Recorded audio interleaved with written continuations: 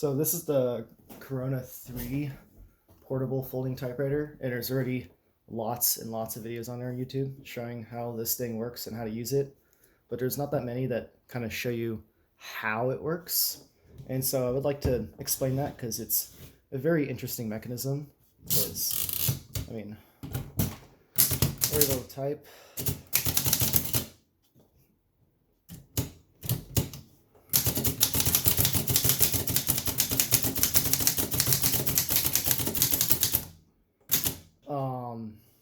But what's really interesting is the fact that, obviously this whole thing folds, but it's like, it still functions as a normal typewriter. So how on earth, would there be some kind of wireless communication between this bottom half of the machine and the top half of the machine? How is this top half still working, because you're completely detaching it right here. And I was always curious about that before I got one of these. And now that I have one, I can finally see that explanation. And as you can see, there's this bar back here. And every single time I type the key or press the space bar, this bar moves. And this bar at the end here has this little tiny notch that sticks out. And that notch is poking into this piece at the top right here. And you can see that if I imitate that bar with my finger, the carriage moves. And so really all it is just this piece hitting this piece. And that's entirely how it's done. It's pretty clever. And the backspace key, you can see, is actually on the top half of the machine itself. So that's how it's able to interact with it. Because it doesn't really need to transfer motion over, it's just already there. You need to push the backspace down pretty far for it to function, kind of like an Oliver. This machine actually has a lot of similarities to the Oliver or other 3-bank machines, obviously, because, well, it is a 3-bank machine. And you got to press the figures and caps. And it's pretty interesting, as you can see the whole carriage come up. For caps, and for figures, it just goes up twice as far. And yes, this is a very loud typewriter to operate because it just kind of, whenever you're typing figs or caps, it just sounds like it's slamming on the table. But it's very fun. It's very small. It's kind of hard to wrap your mind around just how tiny this machine is by just seeing it pictures of it online, because none of them really do its size justice. But let me put it next to another one of my portable machines. This is the Remington portable. You can see just how small the Corona is. It's especially with it folded, it seems like it's just half the size of other typewriters. Let's fold the Remington down too, and you can see obviously you take the paper out before you fold it, but I left the paper in there, and I'll get to why I did that.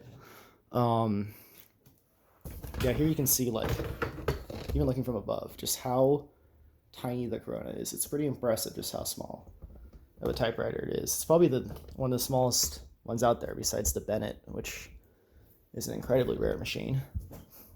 But anyways, why I left the paper here goes to one of my biggest complaints about this machine is it is very, very difficult to get the paper in.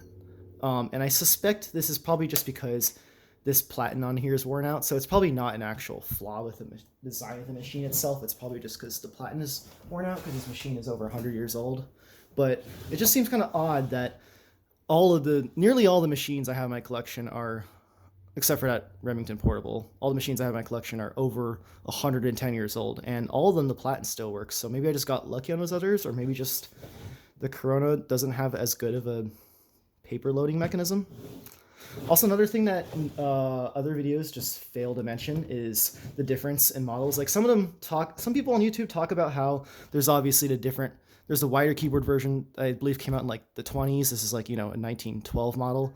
And the 20s one has the caps, the shift button also on the right side. The older models don't. But there's also the 2 different versions of the earlier models.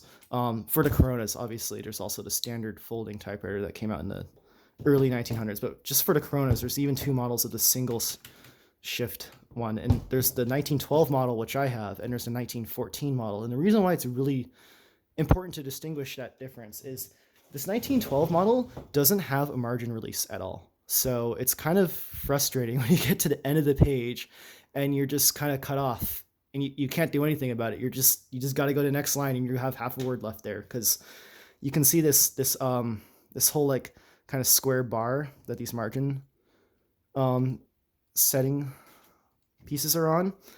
On the 1914 model newer, you'd be able to rotate this out of the way with these levers that'd be on each side, or maybe only one side on some of the models. But this one just doesn't have it at all. You just no way to margin release. So keep in mind, if you're a collector, you probably want, you know, the standard folding typewriter or the first Corona model like this one. But if you wanted like typoness in a lot, you probably want the 1914 model or the 1920s model because having margin release is very convenient.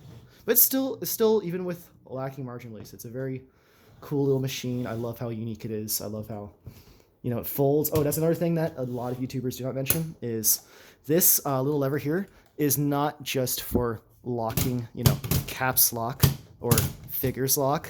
That's half of what it does. The other half is, notice how when I fold it, it awkwardly comes up and then folds down, and then it's left in this awkward like angle here. It's actually not supposed to do that. So the correct way to fold it is you push that lever forward all the way, then you fold it. And notice how this didn't come up awkwardly.